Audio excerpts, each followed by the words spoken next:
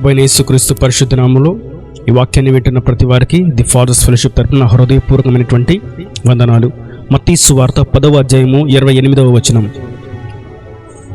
మరియు ఆత్మను చంపనేరక దేహమునే చంపు వారికి భయపడకుడి, కానీ ఆత్మను దేహమును కూడా నరకములో నశింపచేయగల వానికి మిక్కిలి భయపడుడి. దేవునికి మహిమ కలుగును గాక. ప్రభు సెలవిస్తున్నారు, మీరు మనుషులకు భయపడకండి. ఎవరికి భయపడాలంటే నాకు భయపడండి. ఈ లోకంలో ఉన్నవన్నీ సర్వ సృష్టిలో నిండిపోయినటువంటి సాతాను సామ్రాజ్యము మనిషిని భయపెడతా ఉండిద్ది. అది ఏ కోణమైనా సరే, అనారోగ్యపరంగా, ఆర్థిక పరంగా, శరీర సంబంధంగా, కుటుంబ పరంగా, భార్య భర్తల మధ్య, పిల్లల మధ్య, చుట్టూ ఉన్న తోటి సహవాసుల మధ్య, సహోదరుల మధ్య, ఇరుగు పొరుగు వారి మధ్య అనేకమైనటువంటి స్థితిగతులు ఒక మనిషిని భయపడతా ఉంటాయి. ప్రభు సెలవిస్తున్నారు, నేటి దినాన మీరు మనుషులకు భయపడకండి. అంటే మనుషులకు భయపడకండి. మీరు ఈ మనుషులు ఒకవేళ మిమ్మల్ని భయపెట్టి మీ శరీరాన్ని మాత్రమే ఏదైనా చేయగలరు, కానీ మీ శరీరాన్ని మించి ఉన్నటువంటి అనంతమైనటువంటి శాశ్వత కాలం నిలిచి ఉన్నటువంటి మరణము లేనటువంటి ఆత్మ ఉంటుంది. దానిని వారు ఏమీ చేయలేరు. కానీ మీ దేహమును మీ ఆత్మను కూడా నశింప చేయగలిగిన వాడిని, మీ దేహమును ఆత్మను కూడా నశింప చేయగలవాడిని నేను ఒక్కడిని. కాబట్టి మీరు భయపడవలసింది నాకు. ఎవరికి ఆధిక్యత ఎక్కువ ఉండదో, ఎవరికి అధికారం ఎక్కువ ఉండదో, ఎవరికి బలం ఎక్కువ ఉండదో, ఎవరికి అధిష్టానం ఉండిద్దో వారికి మనం భయపడాలి. చిన్న చిన్న వారికి మనం భయపడకూడదు. ఇప్పుడు ఒక ఆఫీస్కి వెళ్తే, ఏదైనా పని కొరకు, ఏదైనా కంపెనీకి, ఏదైనా ఆఫీస్కి, గవర్నమెంట్ ఆఫీస్కి వెళ్తే మనం ప్యూన్కి భయపడం, లేదా అక్కడ ఉన్న జూనియర్ అసిస్టెంట్కి భయపడం, సీనియర్ అసిస్టెంట్కి భయపడం, ఇంకా ఉన్న లెవెల్స్లో ఉన్న వాళ్ళందరికీ, మన సూపరింటెండెంట్కి, ఇలాంటి వాళ్ళకి భయపడవచ్చు. కానీ అంత మనం భయపడవు. కానీ ఎవరికి మనం ఎక్కువ భయపడతాం, ఎక్కువ గౌరవం ఇస్తామంటే కనుక ఆ ఉన్నటువంటి సుపీరియర్కి.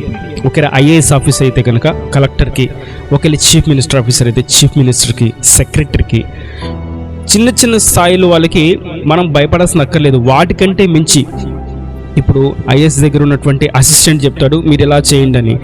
కానీ ఐఏఎస్ ఏం చెప్పాడు, కలెక్టర్ ఏం చెప్పారు, ఇలా కట్టుకోకూడదు ఇల్లు అని చెప్పాడు. కాబట్టి ఎవరి మాటకి మనం విలువ ఇవ్వాలి అంటే, ఎవరైతే అధిష్టానంలో ఉన్నారో, ఎవరైతే ఆధిక్యత ఎక్కువ ఉండి చెప్పారో వారి మాటకి మనం విలువ ఇవ్వాలి. ఇక్కడ మనం చూసినట్లయితే ఒకవేళ ఈ అధిష్టానం తక్కువ ఉన్న వాళ్ళు చెప్పిన మాటకు మనం విలువిచ్చి, ఈ ప్యూన్ చెప్పింది, అసిస్టెంట్ చెప్పిన మాటలు మనం విలువిచ్చి ఒకవేళ గృహాన్ని ఆ కోణంలో కడితే కనుక రేపొద్దున ఐఏఎస్ ఆఫీసరు, ఆ కలెక్టర్ ఆ రోడ్లో వెళ్తే ఇది ఎలా ఉంది తప్పు అని వెంటనే దాన్ని కూల్చేయడానికి, లేదంటే ఏదన్నా సరే ప్రోగ్రామ్ని, ఏదన్నా ప్రాజెక్ట్ని క్యాన్సిల్ చేయడానికి అతనికి అధికారం ఉండదు.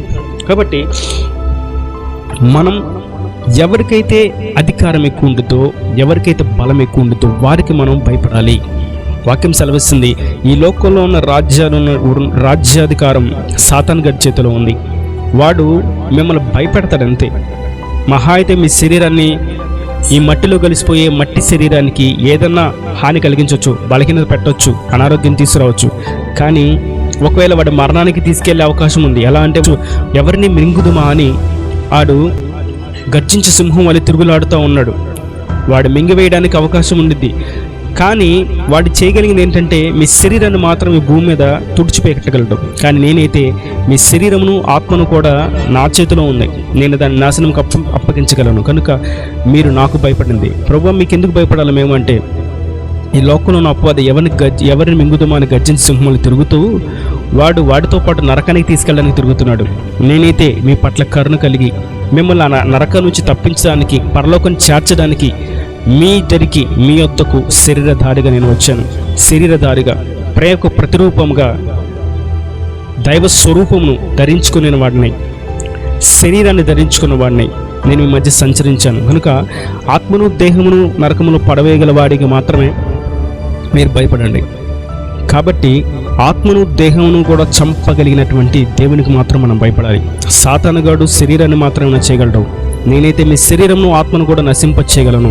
మీ ఆత్మ నిత్య నరకం నుంచి తప్పించబడి నిత్య రాజ్యానికి వారసులు కావాలని, పరలోకానికి అర్హులు కావాలని నేను ఈ భూమి మీదకి శరీరధారిగా వచ్చాను, మిమ్మల్ని క్షమించడానికి, మీ పాపాలన్నీ నేను భరించాను, నేను మోసాను అని ప్రభు సెలవిస్తూ, మీరు మనుషులకు భయపడకండి, నాకు భయపడండి. ఒకేలా సాతాన్ గాడు ఒక రాజ్యాధికారం ఎలా ఉండేది, వాడు ప్రత్యక్షంగా వాడు ఏమి చేయలేడు, కానీ వాడు పరోక్షంగా చేస్తుంటాడు. మనుషుల ద్వారా గొడవలు రేపడానికి వాడు మనుషుల ద్వారా చేస్తాడు. వ్యభిచారానికి హేతు అవడానికి వాడు మనుషుల ద్వారా ఆకర్షిస్తాడు, స్త్రీల ద్వారా కానీ పురుషుల ద్వారా కానీ. లేదంటే ఏదైనా గొడవ కలిగించడానికి గలిబిని పుట్టిస్తాడు. లేదంటే ఒక బలహీనత పెట్టి మరణానికి తీసుకెళ్ళడానికి వాడు ఒక బలహీనత, శరీర సంబంధమైనటువంటి బలహీనతను పెట్టి వాడు మరణానికి తీసుకెళ్తాడు. ఇలాగా అనేకమైనటువంటి కోణాలు. కాబట్టి వాడికి మీరు భయపడుతూ నా ఎద్దుకు వస్తే వాడి భయమునన్నిటి నుంచి నేను తప్పించి నేను మిమ్మల్ని జీవింపచేస్తాను. ఎందుకంటే నేను ఆత్మను దేహమును కూడా నశింపచేయగలను. అట్ ద సేమ్ టైం అదేవిధంగా నేను ఆత్మను దేహమును కూడా రక్షించగలను. తన ప్రాణమును పోగొట్టుకునేవాడు నా నిమిత్తం, ఇదే అధ్యాయం మనం చూస్తాం 10వ అధ్యాయం 39వ వచనంలో, తన ప్రాణమును దక్కించుకునేవాడు దాన్ని పోగొట్టుకును, కానీ నా నిమిత్తం తన ప్రాణమును పోగొట్టుకునేవాడు దాన్ని దక్కించుకును. అంటే ప్రభు సెలవిస్తున్నారు, ఈ దేహం దేవుని నిమిత్తం ఏదన్నా చేయబడితే, స్వార్థలో దేవుని పనిలో దేవునికి సాక్షిగా నిలబడితే మనుషులు ఏదన్నా చేయొచ్చు, కానీ వాడు దేహమును మాత్రమే ఏమైనా చేయగలడు, కానీ ఆత్మను వాడు ఏమీ చేయలేడు. నా కొరకు ప్రాణాన్ని పోగొట్టుకున్నవాడు తన ప్రాణమును రక్షించుకును. నేడు సమయం మనకు అనుకూలంగా ఉండగానే దేవుని యొక్క రక్తములో మనం కడగబడి, ఈ వాక్యం వింటున్న వారందరూ రక్తంలో కడగబడిన వారు, రక్షణ లేనివారు ఆయన రక్తంలో కడగబడడానికి సాక్షిగా నిలిచిన ఎడల ప్రభు సెలవిస్తున్నాడు, మీ ఆత్మ, మీ దేహము, ప్రాణమును నేను రక్షిస్తాను, నేను ఒక్కడే మిమ్మల్ని రక్షించగలవాడను. ఈ లోకంలో ఉన్నవారు ఎవరు ఏది కూడా మిమ్మల్ని రక్షించనేరదు. అది నరకానికి, లోకంలో ఉన్నటువంటి ఆశను చూపిస్తూ తుచ్చమైన వాటి వైపు నడిపిస్తూ నిత్యాగ్నికి వాడు తీసుకెళ్తాడు, కానీ మిమ్మల్ని ఎవరు రక్షించలేరు. నేను మాత్రం మీ యొక్క దేహమును, ఆత్మను కూడా రక్షించగలవాడను. దీనిని బట్టి ప్రభు యొక్క బలమేంటో, పరాక్రమం ఏంటో, ఆధిక్యత ఏంటో, ఆయన సర్వోన్నతమైనటువంటి అధికారం ఏంటో, ఆయన ఉన్నతమైనటువంటి సింహాసనం ఏంటో మనకు అర్థమవుతుంది. ఆయన ఆత్మను దేహమును కూడా నరకములో పడవేయగలవాడు. ఆయన ఆత్మను దేహమును కూడా పరలోకానికి తీసుకెళ్ళగలిగిన వాడు. కాబట్టి మనం శరీరం సంబంధంగా ఉన్నటువంటి ఈ యొక్క ఆర్థికపరమైన బలహీనతను గురించి, అనారోగ్య బలహీనతను గురించి, అసమాధాన బలహీనత గురించి మనం భయపడి బాధపడాల్సిన అక్కర లేదు. మనం దేనికి భయపడాల్సిన అవసరం లేదు. ప్రభు సెలవిస్తున్నారు, మీరు దేనికి భయపడకండి, మీరు నా ఎద్దుకు రండి, నేను మిమ్మల్ని రక్షిస్తాను అంటున్నారు. ఏ స్థితిగతిలో ఉన్నా, ఏ స్థాయిలో ఉన్నా, ఎటువంటి భయంలో మీరు ఉన్నప్పటికీ నా ప్రభు ధారాళంగా, బహాటంగా మీకు ఆహ్వానాన్ని అందిస్తున్నారు. భయపడక నా ఎద్దుకు రండి, నేను మీ ఆత్మను, దేహమును, ప్రాణమును కూడా నేను రక్షిస్తాను, నాతో పాటు పరలోకానికి తీసుకెళ్తాను. ఇక్కడ ఉన్న అనేకమైన విషయాలు చాలా ఉన్నాయి. వాటిని మనం గమనించినట్లయితే దేవుడు మనల్ని ఎంత ప్రేమిస్తున్నాడో అనే విషయం అర్థమవుతుంది. పిచ్చుకల కంటే ఎక్కువ మనం శ్రేష్టమైన వారము, మరియు ఆయన మన తల వెంట్రుకలను లెక్కించని అంటున్నాడు. మీరు దేనికి ఎంత మాత్రం భయపడాల్సిన అక్కర్లేదు. నేను మీకు తోడుగా ఉంటాను. మీరు నన్ను ఎరిగే ఉంటే కనుక, మీరు నా ఎద్దుకు వస్తే కనుక నేను మిమ్మల్ని పోషిస్తాను, మీకు సమృద్ధినిస్తాను, మీకు సహాయం చేస్తాను, మిమ్మల్ని పరలోకానికి చేరుస్తానని. దేవునికి మహిమ కలుగును గాక. ఆయన వాగ్దానం మీ పట్ల నెరవేర్చబడును గాక. మీరు దేనికి భయపడక, మనుషులకు, మరి ముఖ్యంగా సాతాను క్రియలకు భయపడక, దేవునికి మాత్రమే భయపడి జీవించుదురు గాక. ఈయన దేవుని మాటలు ప్రతి వాని హృదయంలో నీరు కట్టి ఫలింపచేయను గాక. ఆమెన్. God bless you.